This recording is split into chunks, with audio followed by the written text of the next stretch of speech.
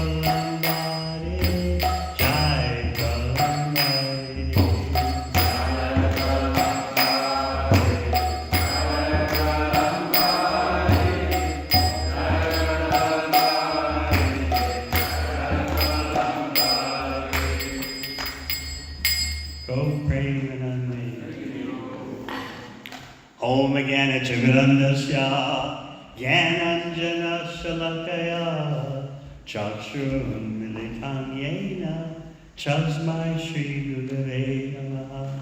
Jai Shri Krishna Chaitanya Prabhu Nityananda Shri Advaita Gadadhara Shivasadi Gaur Bhakta-vrinda. Hare Krishna, Krishna Krishna, Hare Hare, Hare Rama, Rama Rama, Hare Hare. So as you know, Sri Krishna has appeared as Sri Chaitanya Mahaprabhu, and Balaram Hoilo Nitai, says Narottam Das Thakur. Balaram has appeared as Lord Nityananda. Basically, there is no difference, as I often point out, between Krishna and Balaram. The main difference, in other words, they're so close. Of course, Balaram is Krishna's first expansion. They're so close that basically you can say their difference comes down to two aspects. Balaram is like the color of a white cloud, and Krishna is the color of a dark blue rain cloud. Balaram wears blue cloth, generally, and Krishna is fond of yellow cloth. That's it. That's how close they are. I wonder how many of you remember or were here when I told about Lord Chaitanya walking around Navadvip with Srivas Thakur and walking past a tavern. Who was here for that? Not everyone. The Russians, you weren't here for that. No? Well, I can repeat it. Because it's Lord Chaitanya entering into Balaram Bhava, the ecstasy of Lord Balaram. So those who have heard it before, you don't object to hearing it again?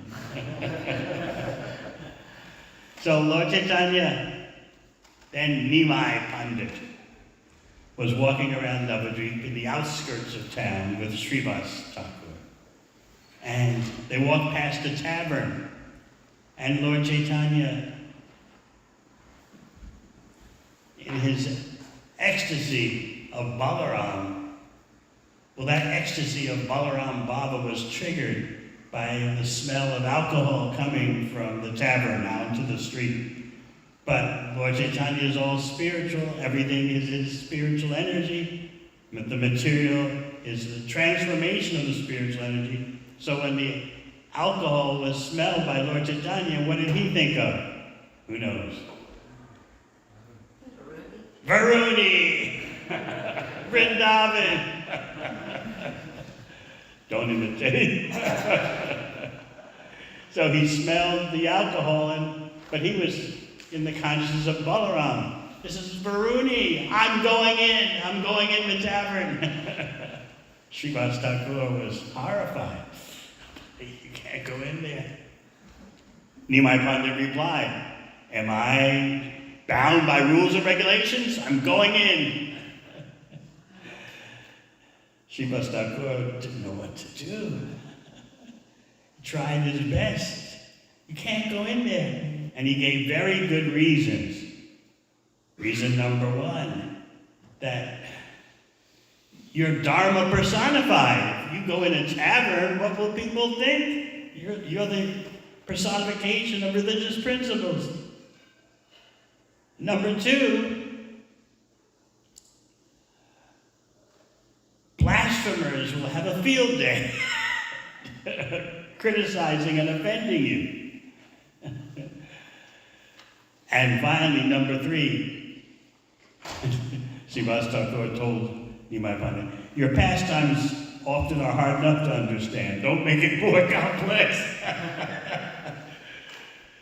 Still, Nimai Pandit said, I'm going in.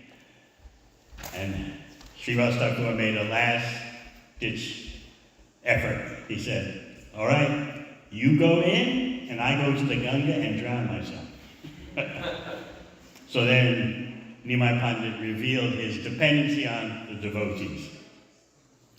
He wanted to uphold Srivas Thakur's vow that if you go in, I'm going to drown myself in the Ganga. So Nimai Pandit wanted Srivas Thakur's vow not to be broken. So he said, all right, I don't want you to break your vow. I don't want you jumping in the Ganga. For the sake of my devotee, I won't go in.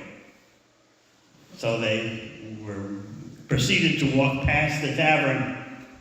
But all the drunkards, the alcoholics inside saw, and they were all intoxicated to the point of being drunk.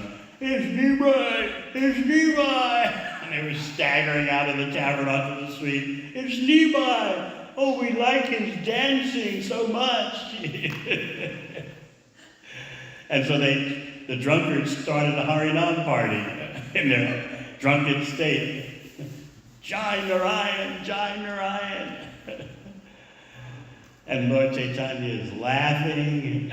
And what is Srivas Thakur doing? He's crying. Because I can't believe it. These drunkards are chanting the holy name. I can't believe it. They're engaging in a Harinam Sankirtan.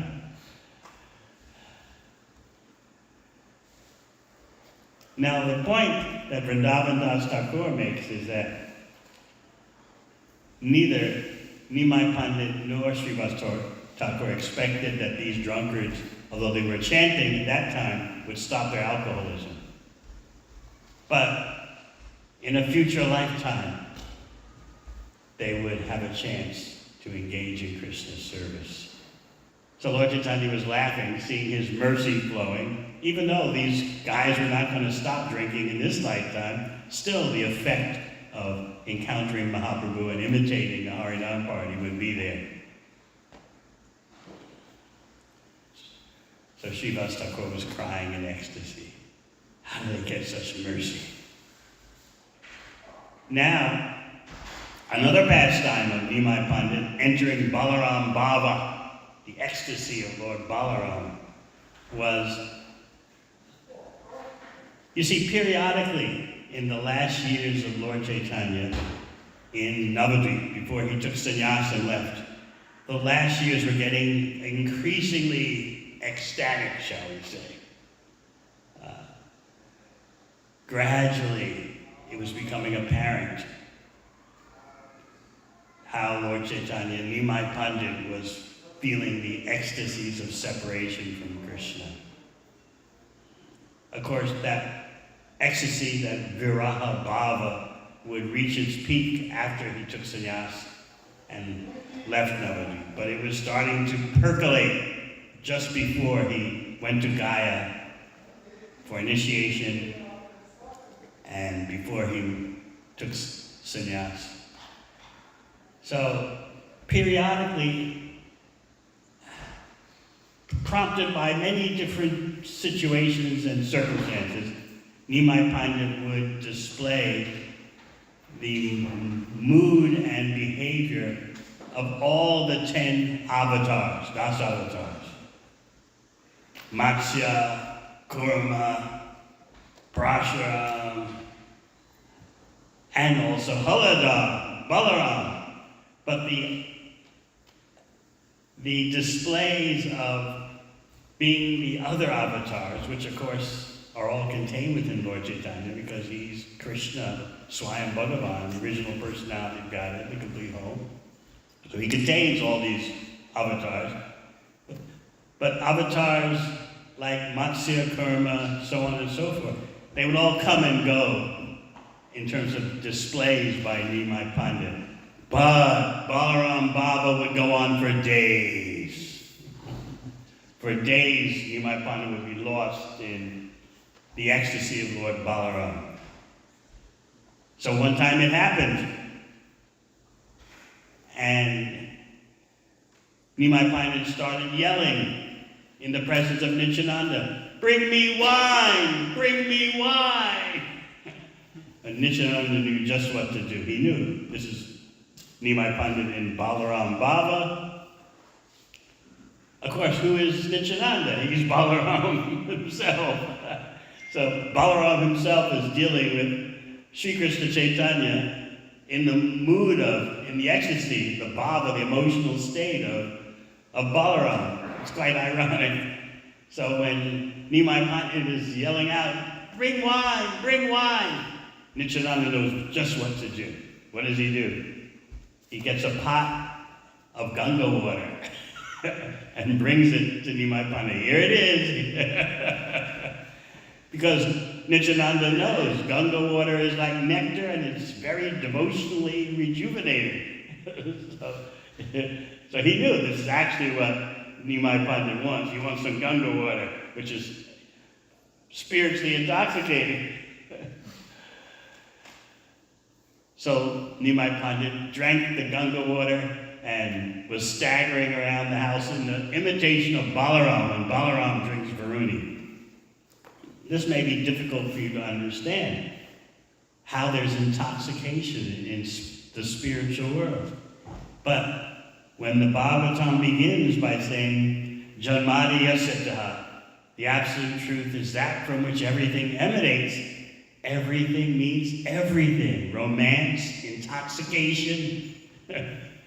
So Nimai Pandit was totally wasted, you would say, in contemporary vernacular, in spiritual ecstasy of being Balaram. And so the devotees would increase that ecstasy of his by reciting pastimes of Balaram. And then Lord Chaitanya, Nimai Pandit would just lose consciousness in ecstasy. So he would be staggering around in the courtyard of whosever home he was at, just in the mood of Balaram drinking Varuni in Vrindavan. So this went on for days, although, as we said, his being other avatars would just last briefly. But Balaram Baba, days. He was lost in such ecstasy, sometimes the devotees were frightened. The ground was shaking. The roaring of Nimai Pandit imitating Balaram was thunderous.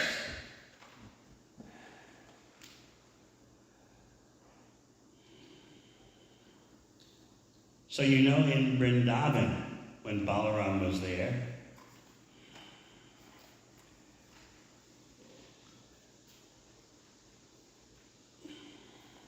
the Devata, Varuna, sent his daughter to appear in Braj. Somehow that she got that benediction to appear in Braj as liquid honey oozing from the trees. So as you know, Balaram was partaking of that honey and distributing it to his girlfriends. Balaram has his own set of gopis, as you know, different from Krishna's gopis. So there is some distinction, although Krishna and Balaram are so close. And Balaram has his own place for rasa dancing, different from where Krishna has his rasa dancing. So this is relishable for the devotees because they know that everything is there in the Supreme Absolute Truth, even intoxication. But we're going to go now to Vrindavan right after Krishna has swallowed the forest fire on the bank of the Yamuna. And that was at night. So then we go to the morning after. The cows have already made their way back to Vrindavan because they don't want to be away from Braj. And also they were out of their regulation. The acharyas point out, as you know from Gita Nagari, cows like regulation. And the whole incident with the Kaliya serpent, the poisoning of the Yamuna, the forest fire, that threw the cows out of their rhythm. So they were happy to get back to Vrindavan. Some of them went back immediately, others they encircled Krishna and walked back with Krishna. They couldn't do it at night. They had to go the next morning after, in the middle of the night the forest fire came. And Krishna took care of that. So the next morning, the cows left for Braj. And also Mother Yashoda was quick to go back to Braj. Why? To prepare meals. So from that point, Shukadeva Goswami starts talking about the coming of summer in Vrindavan. And normally, those of you from India know summer is a tough time. The middle of the summer. How many of you have been to India in the middle of the Indian summer? It's an austerity, right? I guess the austerity is only soothed by the relatives you're seeing. Otherwise. So, summertime in Vrindavan, even though it would seem to be oppressively hot, is a very pleasurable time because after all, it's Krishna's abode. And Kavi Kandapur reveals that for Krishna, the fire of separation from his favorite gopi was more intense than the heat of the summertime. But that heat of the summertime was counteracted by the Yamuna River. How was that? The wind would blow and bring droplets of Yamuna water, and that would cool everyone. I don't know how many of you have been to Hawaii before. Yes. Around 3 o'clock in the afternoon, a breeze comes bringing droplets. It's so refreshing and very heavenly. But that is nothing compared to what the wind and the river Yamuna do in Braj. So therefore, there was no oppressive climate.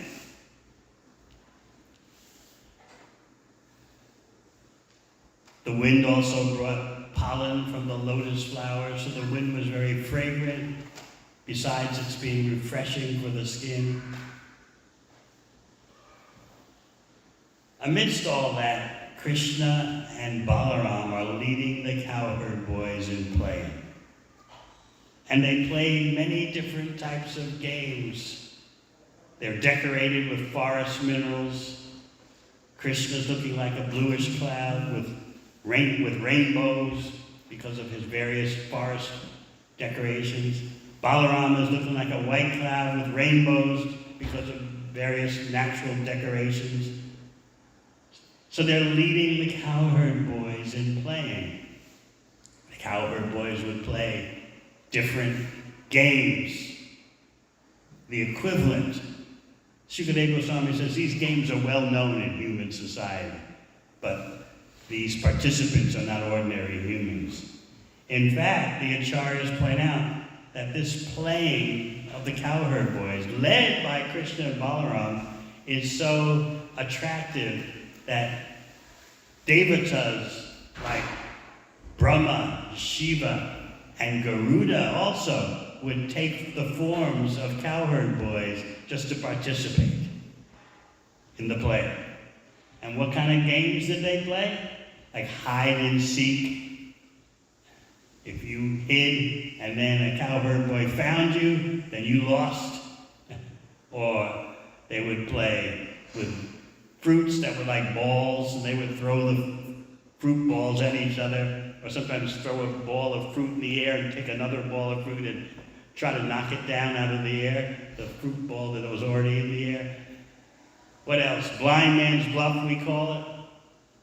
You blindfold the cowherd boy, and then someone would come up and put their hands over his eyes, and he would have to guess who it is just by the feel of the hands, even though he was blindfolded. What else? They would always wrestle, of course, arm wrestling, and lots of singing and dancing. They would burst out singing spontaneously, and then they would make music to accompany their singing. They'd make music how? With flutes, with cartels, and with bugles,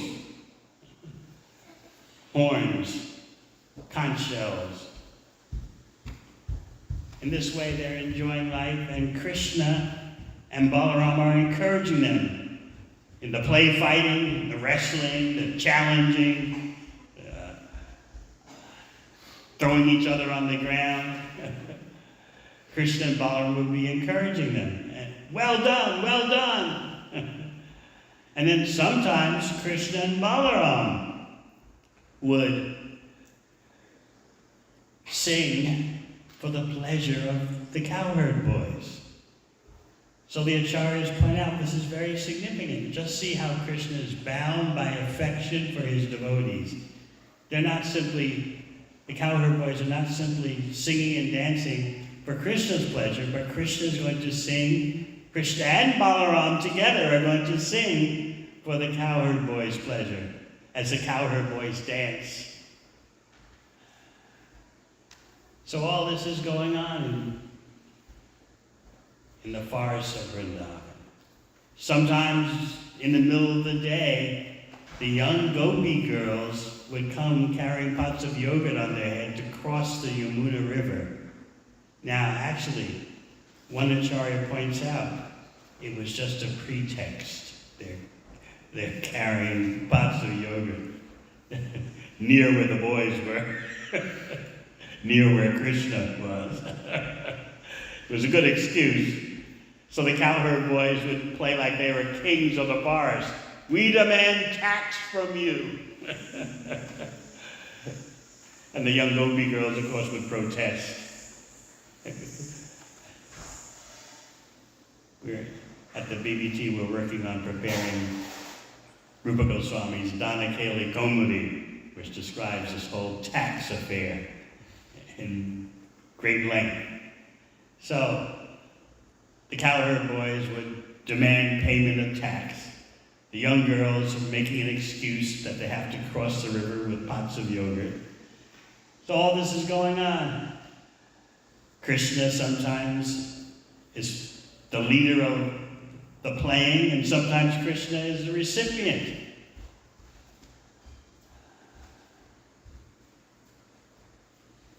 Often Krishna is the chief pastime player and Balaram is secondary. But sometimes Balaram takes the lead. And in the case of Pralambari, the demon Pralambari, Krishna wanted Balaram to take the lead, to get the glory. This Pralambari is actually described as the worst of the demons. That's why in the 10th canto, chapter 2, the first verse, there's a list of demons that Krishna is going to encounter. And Pralambari's name is first, the acharyas point out, because he was the most powerful. He was practicing tantric magic. So he could shapeshift even more powerfully than the other demons, like Trinavarta, Putana. Pralambari, for some reason, was the most powerful.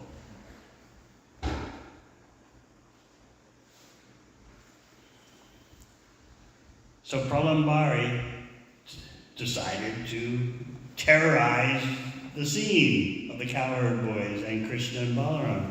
But he calculated, Krishna, I think, could be invincible. I'll go for Balaram. Actually, Krishna covered with his Yogamaya potency. He covered the situation so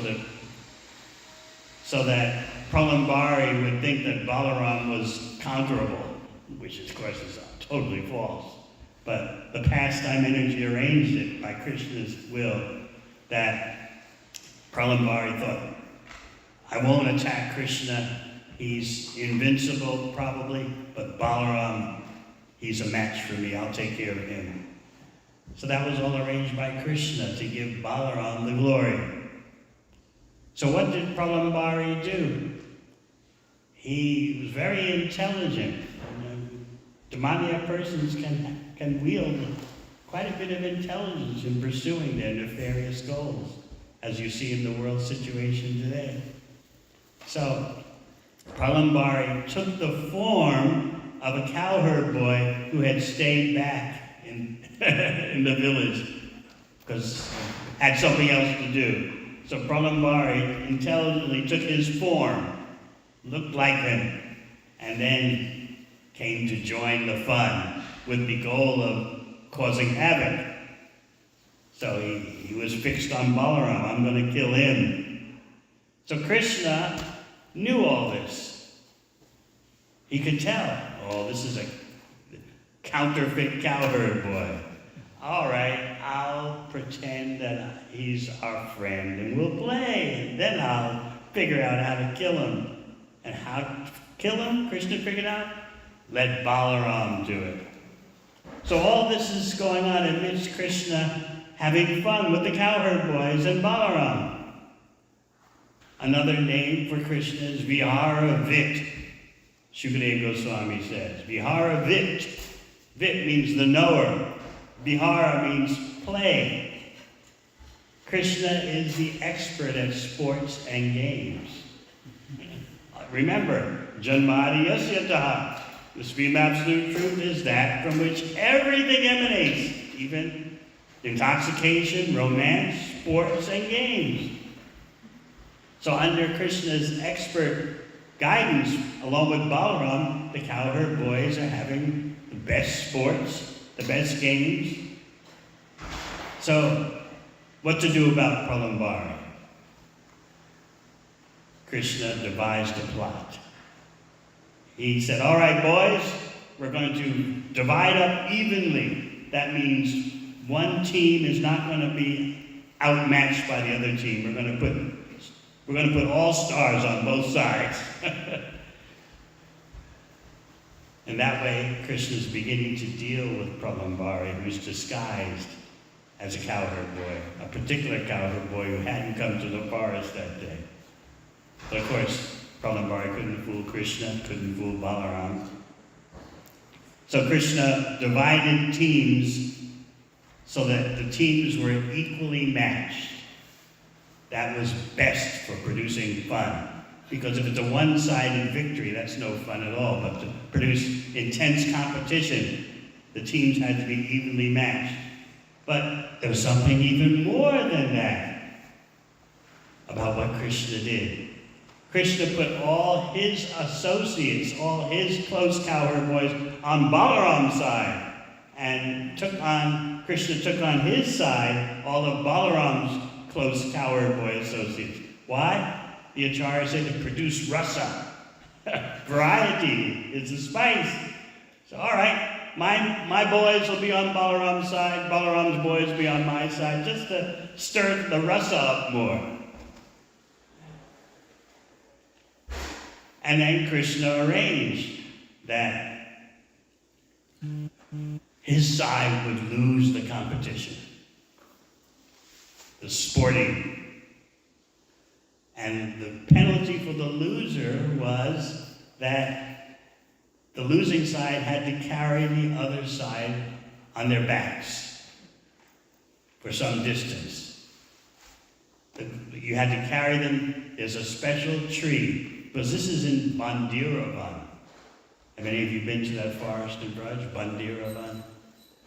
There's a special tree called Bandira, or sometimes Bandirata, or Bandiravat. It's a huge banyan tree.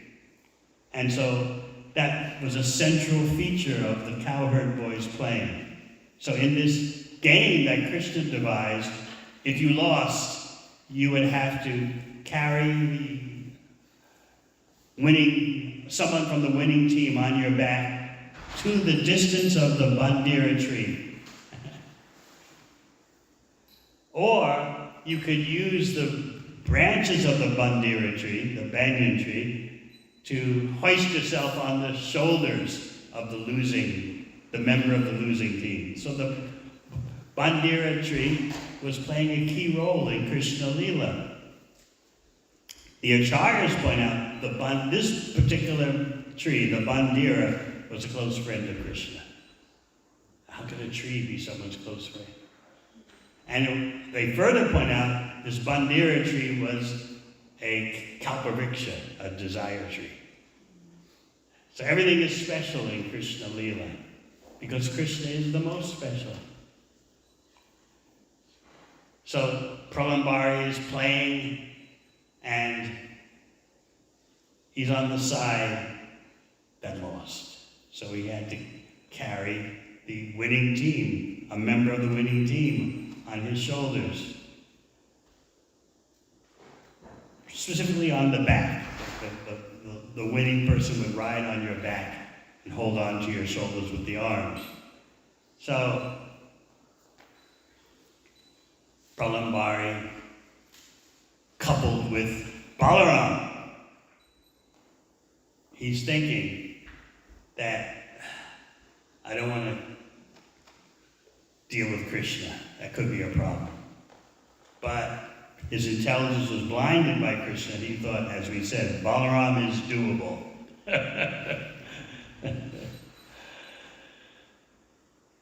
So he got Balaram on his back,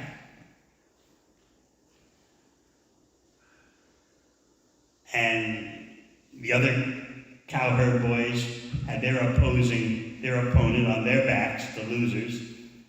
But Pralambari deviated from the game plan. He didn't just simply go to the bandira tree with his carrying Balaram on his back. He was going way out there. So I like the way Kavi Karnapur describes what happened. Balaram's noticing, what's going on? We're going far away. And he calls out to his brother, Krishna. Somehow or other, Krishna can hear from such distances. What do I do? What's the situation? This person's carrying me far away from you. And Krishna tells him, don't you understand your divine powers? Don't you understand you're a Balaram? You see, Krishna and Balaram were so much absorbed in playing that in order to play fully, you have to forget you're the Supreme Personality of Godhead and really get into it. So Balaram had really gotten into it, and Krishna had to remind him, hey, because he's calling out to Krishna, what's going on? I'm being carried far away. And Krishna's reminding him, you're Balaram, don't you remember your divinity? So then Balaram, you would say, snaps to it. Like, oh, yeah, that's right, I'm Balaram. And what does he do? Smashes the demon in the head. Blood is pouring out of the demon's mouth, covering the whole body. And because first Balaram became so heavy that the demon was suffering under carrying such a heavy load. So, at the technical point, the demon had Balaram move up from his back onto his shoulders, onto the demon's shoulders, carrying him on the shoulders, because it was too much weight having Balaram hanging from his back. So he he maneuvered Balaram up to his shoulders, up into the Pralambari's shoulders. And that's when Balaram smashed him at the behest of Krishna. Krishna wanted Balaram to have the glory. So, of course, The demon collapses to the ground with a fractured, cracked head, totally soaked in blood. Again, there's gore in Krishna's pastimes. Everything is there in the Supreme Absolute Truth. Romance, intoxication, gore, blood, smashed heads.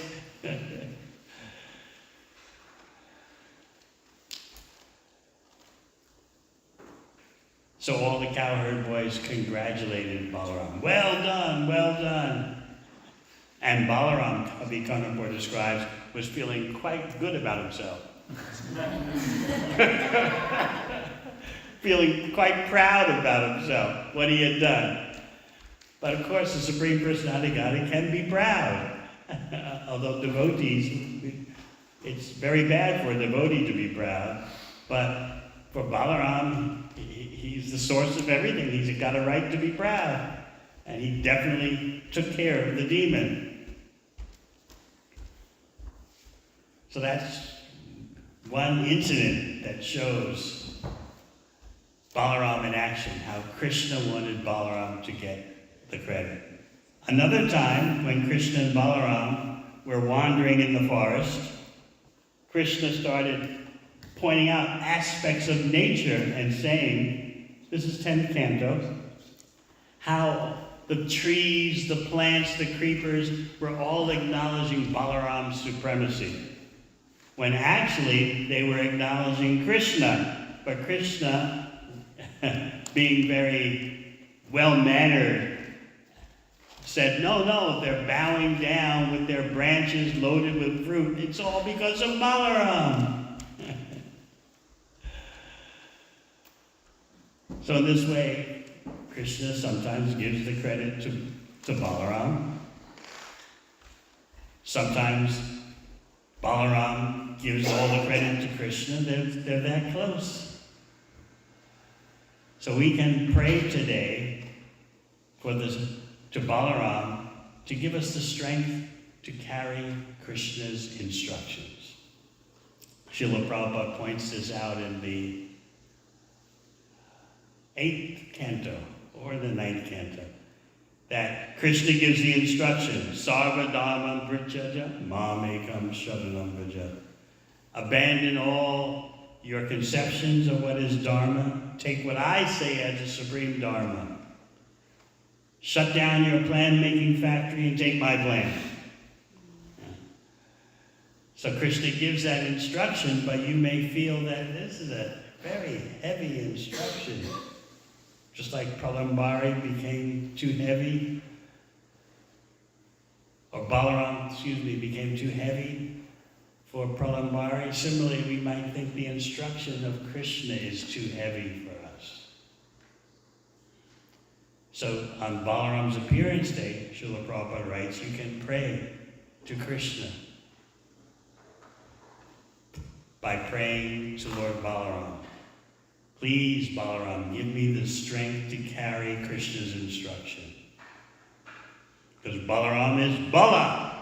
Bala means spiritual strength, not material strength. So we can do that today. And of course, Balaram appears as Nitai. Balaram Oilo Nitai. And together, Chaitanya and Nityananda drown the conditioned souls in opportunity for reviving their dormant love of Krishna. Another difference between Krishna and Balaram that's very small is that Krishi Gaurakshavanijam Vaishakarma Svabhavajam. In Bhagavad Gita 18th chapter, Krishna explains the occupational duties of a Vaishya, a farmer, cow protector. Balaram is Krishi Raksha, land protection, and Krishna is Gauraksha, cow protection. They both together take care of the land and cows, but if you want to drill down into specialties, Balaram is land protection and Krishna is cow protection. So together, by their teamwork, they're showing human society how to actually have prosperity. Of course, an age of Kali denizen of today would think, how do you have prosperity taking care of the land and cows? How primitive. Sounds like the dinosaur age. Because human beings do not know how to have an economy that doesn't destroy the world.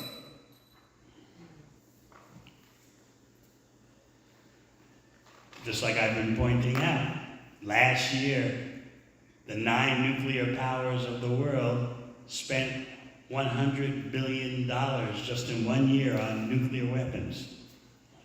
You can't even conceive of what $100 billion is.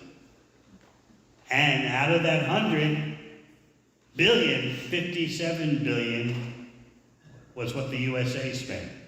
More than all the other nuclear nations combined. Good for employment, right? Good for jobs. That's Age of Kali thinking. The defense industry is necessary for stimulating the economy with nuclear weapons.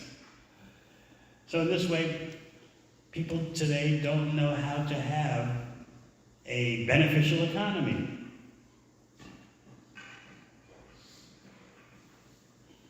So Krishna and Balarama are showing Krishi Raksha, Go Raksha, cow protection, land protection. So this way, there's so many lessons we can learn from Krishna and Balarama.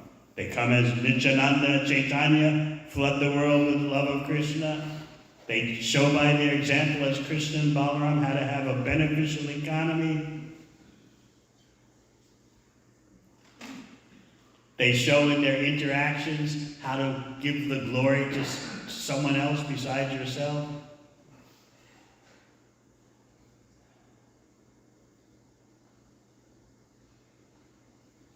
So any questions?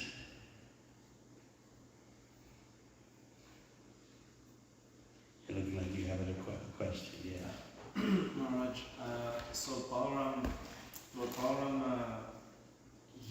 there's certain devotees that are his favorite. For example, like in Krishna Lila, when he visited the king of Mithila, he spent like 2 weeks in King Bahuka, I just forget the name. So these devotees that Balaram has a special, they are his favorites. Are there prayers that we can like recite, to just appeal to Balaram more for his mercy? The best way to appeal to Balaram for his mercy is to appeal to Balaram as Lord Nityananda.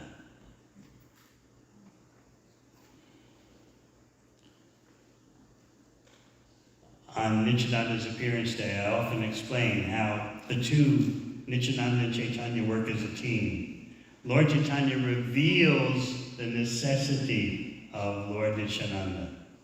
And Lord Nityananda then reveals the full import of Lord Chaitanya.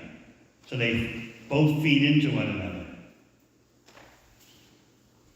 So therefore, the song by Narottam Das Thakur, Gauranga Bolite Habe Pulakashari, Hari Hari Bolite, Naini Vahinir, Arkabe Nitai Chand, Karuna Hoibe. For when will my body shake and tears pour from my eyes when I say the name Gauranga? When will my body shiver and hair stand on end, tears pour from my eyes when I say the name Gauranga? Arkabena Chandra, Karuna Hoibe. When will I get the mercy of Lord Nityananda so all my material desires will be insignificant? Insignificant means something as trifling as a fly landing on your shoulder. You don't fall to pieces because a fly lands on your shoulder. It's there, but it just means, doesn't affect your life at all. Just flick it off or move your shoulder, it's gone. So now Chandas Thakur prays, when will Nityananda be merciful upon me so that my material desires are reduced to being insignificant? Then I can start thinking about understanding Vrindavan and the pastimes of Radha and Krishna by the mercy of the 6 Goswamis.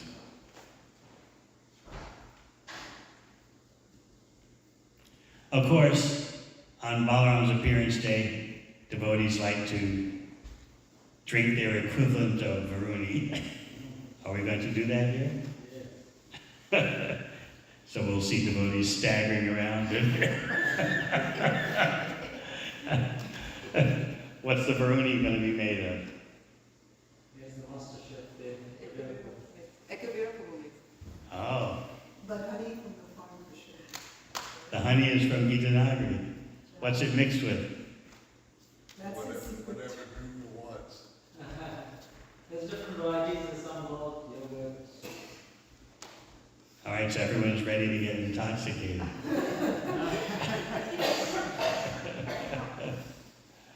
You had a question way in the back. Yeah, you have to sing out. Krishna is the protector of the cows and Balarama is protector of the land. Does that make Radharani the protector of the Brahmanas? Because it's Govardhana and Dayacha, cows and Brahmanas. How did you put Radharani in that? I'm just wondering who's the protector of the Brahmanas? Who's protected the Brahmanas? Yeah, I'm just Depends on where you're talking about.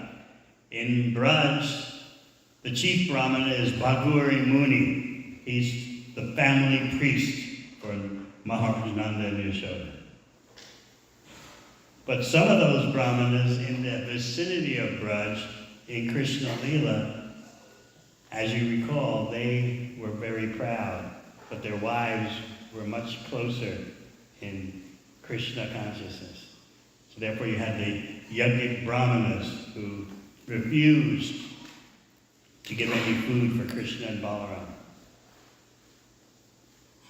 Krishna told the cowherd boys, because the cowherd boys were hungry. But the cowherd boys, in their hunger, were actually thinking of Krishna is hungry. If we're feeling this hunger, what about Krishna? He's our life and soul. So we're going to say we're hungry because we want Krishna to eat. This is pure bhakti. So they presented that to Krishna. Krishna, you killed so many demons. Balaram, you killed so many demons. Can you slay the demon of hunger? But they're thinking, you two should eat. Krishna and Balaram should eat. So Krishna gave them instruction that nearby there's a yajna going on.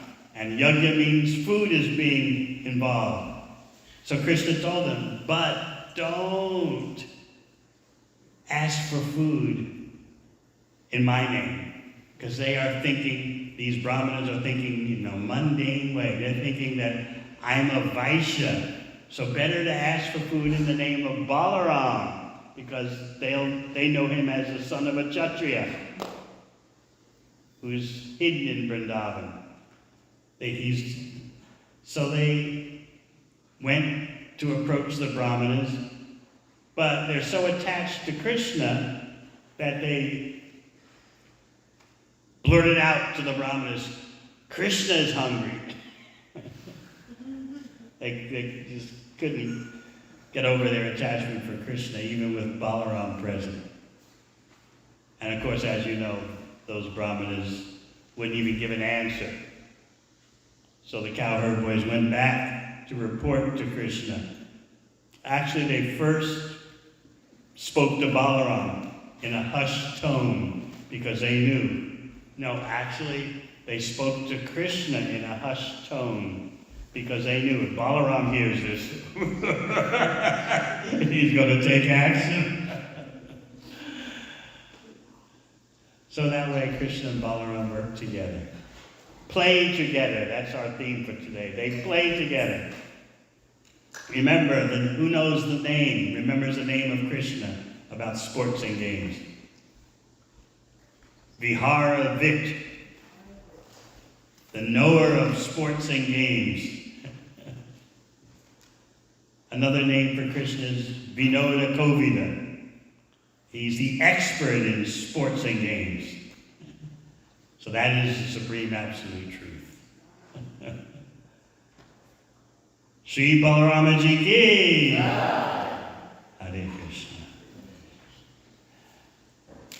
Are we having RT on time, or we have one more question? Yes. Thank you, Tamara. Thank you so much for class. The term avatar, perhaps I'll have to do some research, but is this actually mentioned? And is it connected to the modern term avatar that we hear today, where sometimes people make up avatar, their own avatars? That's a corruption of the word avatar, just like they use the word guru for anything. If you're a football player, who's your position guru? Teaches you how to be the defensive back. And mantra is anything these days. Advertising jingles, they're mantras. So in this way, such terms have been co-opted, and avatar is one of them. And you know, there's some, I've never seen it, but some famous movie called Avatar. Yes, I didn't see it either. We call Lord Chaitanya the golden avatar, but actually that is not precise. Lord Chaitanya is Swayam Bhagavan, the original personality of Godhead, just as Krishna is.